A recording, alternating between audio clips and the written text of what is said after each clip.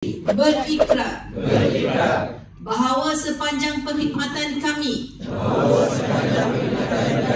dengan Andalusia Travel and Tours Sdn Bhd, kami akan mematuhi sepenuhnya dasar dan prosedur Andalusia Travel and Tours Sdn Bhd. Boleh ceritakan sikit? Okey.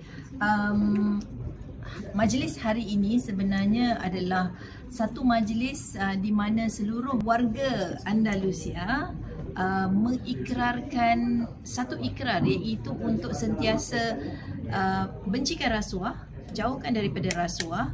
Kita mengamalkan amanah dan integriti, terutamanya dalam keseluruhan cara kerja Andalusia terhadap jemaah ataupun semua pihak-pihak ketiga di sekeliling kita. Jadi Andalusia sebenarnya sangat-sangat menitik beratkan prinsip amanah dan integriti ini kerana kita yakin untuk menjadi salah satu daripada pelopor travel agency umrah. Kita berhadapan dengan jemaah yang kita nakkan ibadah yang mereka jalankan itu mendapat rahmah.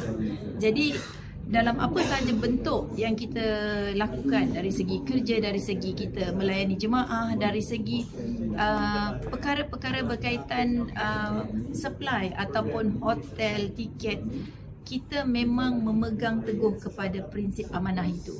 Jadi hari ini adalah satu hari untuk kita pastikan sebagai satu simbol bahawa Andalusia memang berpegang teguh kepada prinsip bebas daripada rasuah, memegang integriti dan amanah dalam kita melakukan kerja kita.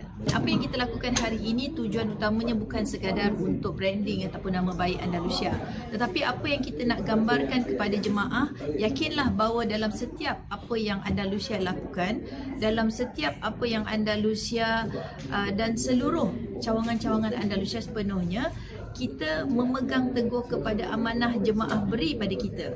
Sebab kita yakin setiap kali jemaah percaya kepada Andalusia, ada satu tanggungjawab yang kita kena pikul, ada satu tanggungjawab yang kita kena laksanakan dengan sebaiknya. Sebab perkara yang kita lakukan ini, kadang-kadang jemaah sangat-sangat berharap kepada satu agensi. Bila kita hari ini, tujuannya kita nak menyatakan dalam apa keadaan pun kita tidak akan berkompromi dengan perkara-perkara yang boleh membelah bahagikan amanah kita. Dalam keadaan yang sangat sulit, dalam keadaan kewangan, dalam keadaan cabaran-cabaran yang kita ada dalam dunia industri umrah ini, Andalusia tetap berpegang teguh kepada prinsip amanah dan integriti yang kita pegang.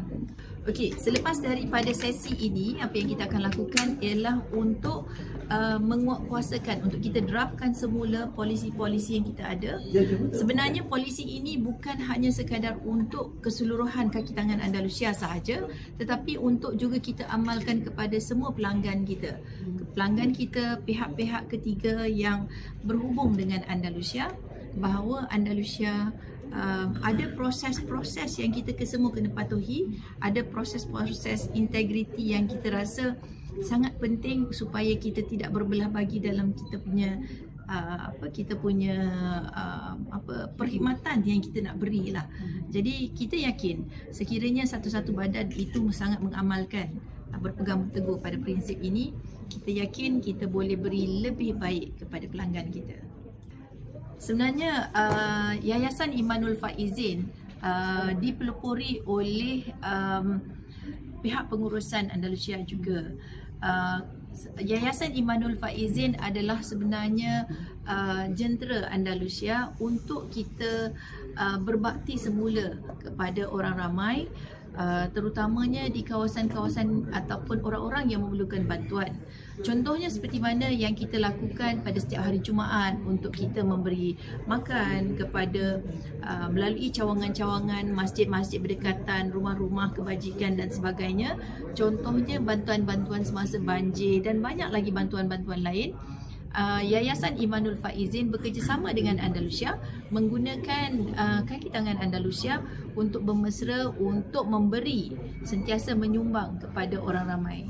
Jadi itu adalah kaitan antara yayasan, dan hari ini kedua-dua yayasan dan Andalusia berikrar sama-sama untuk memegang ataupun menjunjung integriti dan bebas dari rasuah. Okey, baik. Okey, baik. Terima kasih Puan. Andalusia bebas rasuah. Okey. Sekali lagi.